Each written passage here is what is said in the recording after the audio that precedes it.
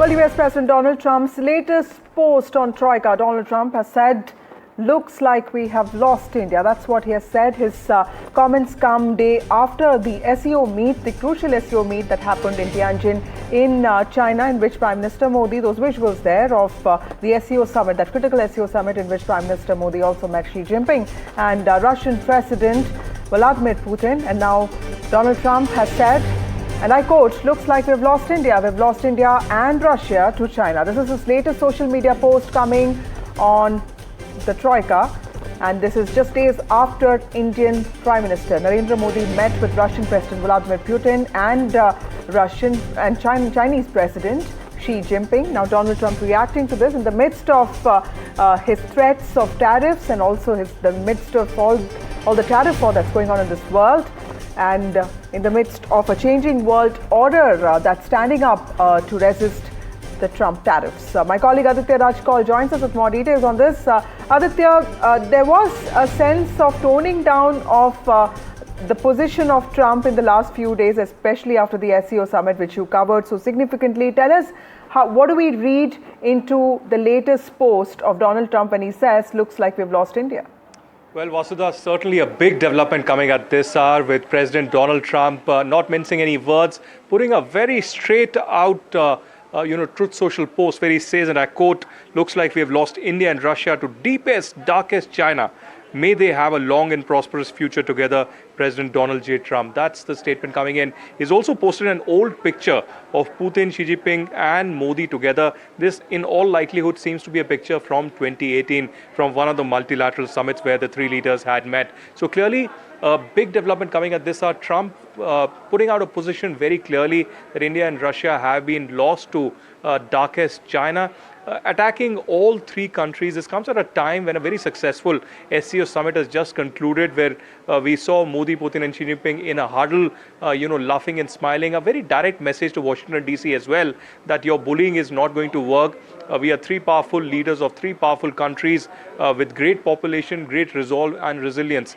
In all likelihood, it does seem that backdoor dialogue between these countries has sort of broke down, even though India-US trade negotiations continue even at this stage. But this comes at a backdrop of massive tariffs that have been launched by Trump administration. In fact, just a few hours ago, he also said on the semiconductors that are not investing on US soil, there will be massive tariffs. Yet again, in August as well, he had said 100% tariffs for semiconductors. So clearly, there's no headway on the Russia-Ukraine crisis. On China, certainly there isn't much that America has been able to achieve, with a huge question mark on the Quad summit that India was likely to host. And now this particular social media post, all is not well between Trump and these three countries.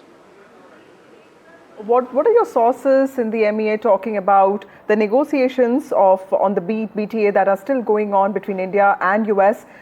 Clearly, India has also not really given up on the United States of America. This is too important a relationship to be taken so lightly. But yes, India has sent out a strong message of autonomy, especially with the Prime Minister's presence at the SCO, along with Xi Jinping and Russian President Vladimir Putin. Where are we with regard to negotiations with the United States of America? Well, Vasudha, India is continuing with its strategic silence at this stage. There's been a lot of provocation that's been coming in from Washington, D.C. We have seen multiple interviews and provocative posts from Peter Navarro, the trade advisor of Trump. Apart from that, several other leaders from the Trump administration in his cabinet itself making provocative remarks against India, against the Indian Prime Minister and the Indian people as a whole. But India is strategically keeping silent. They do not want to engage in such a manner that there are ramifications or the trade talks or the strategic bilateral global transformative relationship that we have had with US for not now but decades together. But negotiations continue at this stage, Vasudha, and perhaps in the next few weeks there could be perhaps some consensus or headway. Ball is entirely in Trump's court as of now.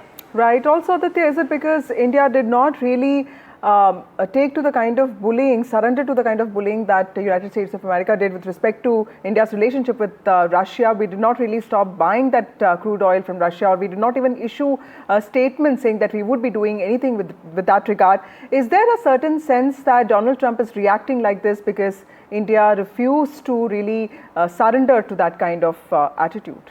Well, America wants the world to believe, Vasudha, that it is because of the Russian oil. But there are far bigger reasons for Donald Trump because, India did not give any kind of credit to Trump for the so-called ceasefire that was achieved between Islamabad and New Delhi after Operation Sindoor.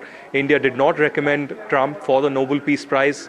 And then, of course, we are continuing with our very independent strategic autonomy where, we are buying Russian oil. We have a very robust relationship with Russia and we are continuing with trade. That is something that DC does not want at this particular stage because they want enough pressure to be put on Moscow to come on the dialogue table for a peace agreement. So as of now, India and America relationship is under a huge question mark, even as backdoor diplomacy does continue, trade negotiations continue, but Trump is not going to take these things lightly. There have been reports in the American media also, Vasudha, that some of the advisors of Trump, including Marco Rubio, have gone to Trump with a plan, but he has rejected it at this particular stage and only asking Peter Navarro to continue to make provocative remarks against New Delhi, which will certainly not go well with New Delhi. But apart from that, India wants diplomacy and dialogue to continue for a larger consensus for the benefit of the people of both US and India, and not tariffs that can continue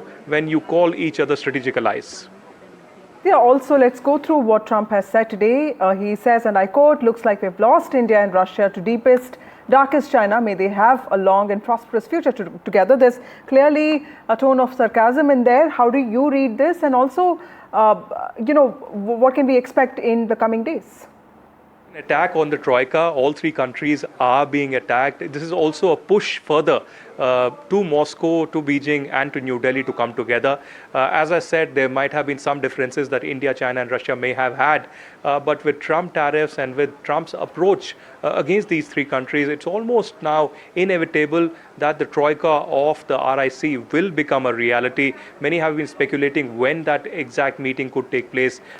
Could RIC grouping really become a reality? And perhaps in the next few days or weeks, this could possibly be true. He also says darkest, China. He has been speaking to Xi Jinping in the past. In fact, we know that in his first term, he even spoke to the North Korean leader. And now when the North Korean leader is making a beeline in Beijing, attending the Victory Day parade with Xi Jinping, with Putin, he suddenly has a problem. So there's been a lot of hypocrisy and duplicity in the American way of thinking and policy shift as well. But as of now, a very, very sarcastic, a very direct, pointed tweet coming in from Donald Trump on Truth Social, where he's attacking India, Russia and China and saying that India and Russia have been lost to deepest and darkest China, attacking all three capitals, all three leaders, and continuing with the barrage of attacks that have really shifted the international order completely. Right, Aditya, do stay with us. We also have Shiv Arur joining us now. Shiv, the latest comment from Donald Trump saying that looks like we've lost India and Russia to deepest, darkest China. Is there a hint of sarcasm in there, or is there an actual toning down of the US's position? I don't know about sarcasm, but this is a very whining kind of tone that Donald Trump has embraced for the last 3 or 4 days. Now, we've all been waiting with bated breath as to what Trump's reaction is going to be after the SCO. He's taken his time. He lashed out at a Polish journalist when he was asked about why the US hasn't put pressure on on Russia. But look at the choice of words of the so-called most powerful man in the United States, right?